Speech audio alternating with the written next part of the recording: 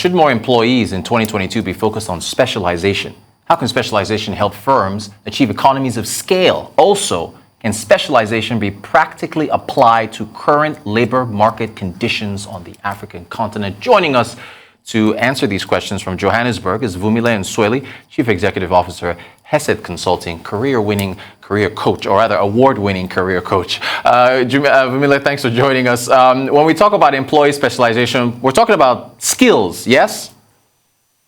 That is exactly what we're talking about. Good afternoon, Rotus, and to all your viewers. When we're looking at employee specialization, we are looking at really tailor-made skills where we go away from the generic and we deep dive into a speciality that someone chooses, a niche, if you can think of it that way, that someone as an employee or an employer chooses, that this is where we're going to focus on really polishing up and ensuring efficiencies in this particular arena. And that's what we call employee specialization in any space within the value chain of any business.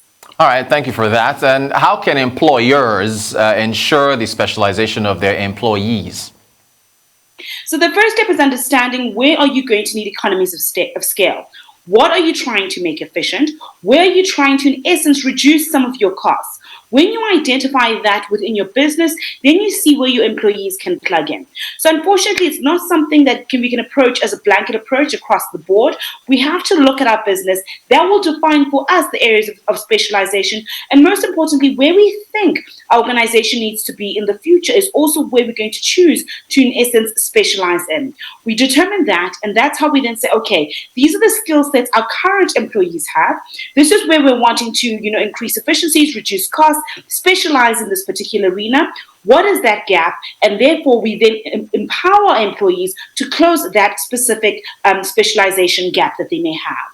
All right. So what about employees as far as how they can invest in their specialization, how they do that? So they identify from their own perspective, right? So as an employee, you're aware of the trends happening in your organization. You see where industry is going. You then say, okay, this is where most likely my employer is going to have to make a strategic move towards. What can I do now to ensure that by the time they require me to specialize, I've already got, my foot in the door. Of course, I'm not saying go and specialize to such a perspective that you close potential other opportunities for yourself, but make sure that your specialization in your particular industry or industries that you're interested in will better position you for that growth when it does come. All right. And is there an argument that specialization hinders the flexibility of employees? And if yes, how can business owners tackle that? It definitely does. So once you become a specialist in one thing, and I want us to think as something as simple as in the health sector, we've got our general practitioners, and then we also have our specialists and sometimes even our super specialists. Yes, someone who's a super specialist, like, for example, obstetrician and gynecologist, might be a super specialist. They still know the basics of medicine. They've just chosen to drill down, meaning that where they choose to keep their focus makes them a little bit inflexible. They're not going to be comfortable going to do a heart surgery for you because it's not their specialization. So it does limit your ability to focus.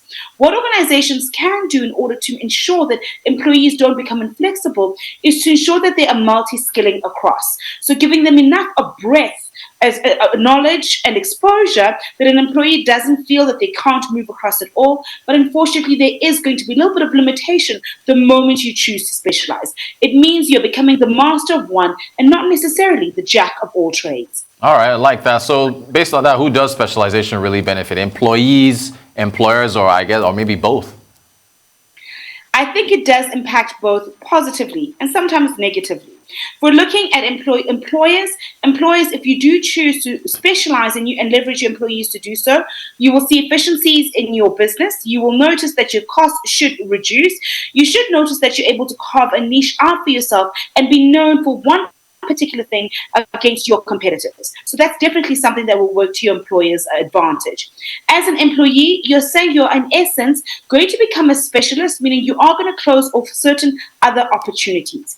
It does mean if that skill set that you are specializing in is particularly rare, like we are seeing across the continent, specifically in Southern and East Africa, the massive demand for data scientists and software engineers, it means you can actually sign your own paycheck because everyone is scrambling for the skill set that you do have.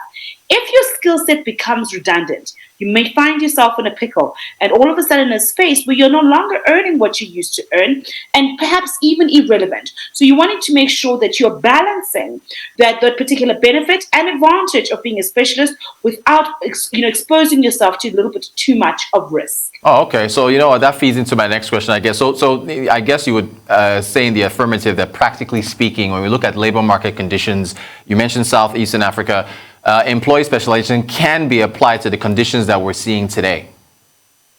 We're seeing a massive drive, specifically in the fintech space, specifically in the ICT sector, where specialization is required in order to remain relevant for organizations. So we're seeing a number of organizations like the likes of Cisco, MTN, as well as Vodacom, throwing a lot of money in getting the right kind of skill sets in the ICT sectors, specifically also, trying to meet those black economic, those broad-based Black economic empowerment requirements by investing in women. So we are seeing that it's necessary. It's not something organizations can say, labor law doesn't allow it. Labor law right now needs it. Otherwise, we might not have the kind of labor that is skilled in the demands that we have currently. So from a practical perspective, in these conditions, organizations are going to have to start looking at their human capital, choosing where the specialist gaps are, and investing accordingly. All right. So, the specialization, I guess, happened in perpetuity. What happens after that? Is it more specialization until an employee just advances so far they go into a completely different field? How does it work? What's the trajectory? So it starts with breaking down into a specialization, and it does happen where someone starts to drill down and become a super expert in a particular arena and becoming a real master in that particular arena. What then tends to happen from that is people that update their skills, ensuring that what they've learned is still relevant, knowing what the trends are, what's changed, what's shifted in their organization and in their particular specialization. So it goes into beyond just specialization to sometimes a maintenance of that knowledge and keeping abreast of what the latest technologies are in that particular specialization. With specialization, employees can find themselves in a completely different field. We're seeing this already where, for example, I'll talk about the ICT sector once again, where with data scientists who were very, very key in the ICT sector, now all of a sudden having demands in the banking sector, having demands even in the engineering sector, and especially in the retail sector. So you could have specialized thinking it's one particular industry. All of a sudden, that skill set is now required in other industries. So you might be a specialist here, and then you can lift and drop that specialization knowledge into other industries and opening up your particular exposure, and then sometimes even allowing you to be, a specialist in more than just one arena or one industry. Great stuff. You so far the examples you used medicine and tech. Is this specialization with where things are going? Is it tech biased and sciences biased in your observation? In my observation, it's definitely tech. And as we know, everything going digital now, tech is influencing and impacting every single industry. There is no industry that has not been completely disrupted by technology. I love the idea of, aviation being disrupted by drones. But so was photography also disrupted by drones. So it's no longer a space where we're saying it's only this particular industry that it can be devoid of being impacted by technology. It is across the board. Of course, with people specializing in the technology space, leading that frontier and really breaking down those specialization barriers. Finally, just less than a minute to go. With what's been happening globally, COVID, the war, commodity prices, all these things happening, has that interrupted the ability of employees to seek to hone their skills in different fields from what you've seen? From what we've seen, it depends where you are. So if you're already on the trajectory of specialization, we are finding that employers are now driving you to really fast track that particular specialization. If you're in the space where it's very generic and your skill set in essence isn't really a specialization and we can actually get it somewhere else, what we're finding is organizations are saying, which countries geographically have mastered this as a specialization and outsourcing to increase their efficiencies as opposed to keeping it local. So if you're not a super specialist, we're finding that the specialization that might be perceived as generic in your industry and geographical location is most likely going to be outsourced where it's viewed as a specialization in another part of the world. Very, very interesting. Vumile Msweli, CEO, Hesed Consulting, award-winning career coach. Thank you so much for joining us to talk about specialization. Very interesting topic.